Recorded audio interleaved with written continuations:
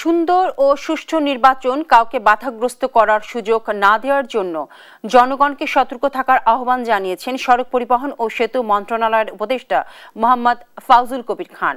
শনিবার দুপুরে নরসিংদীর ৫ দোনায় বীর প্রতীক সিরাজউদ্দিন আহমেদ সড়কের নাম ফলক উন্মোচন অনুষ্ঠানে একথা বলেন তিনি আরো বলেন, নেভাল সিরাজকে তার ভিন্ন মতের কারণে হত্যা করা হয়েছে।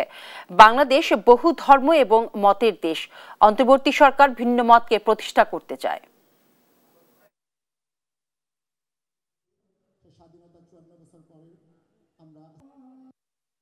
লক্ষ লক্ষ প্রতিষ্ঠানের নামকরণ করা হয়েছে, তো সেই নামকরণগুলো কোথায়? সেই নামকরণগুলো আজকে জনগণ মুছে দিয়েছে। এটাও একটা ইতিহাসের বিচার। আজকে আমরা এই যে সড়কের নাম করতেছি শহীদ বীর প্রতীক সিরাজউদ্দিন আহমেদ নেভাল সিরাজের নামে।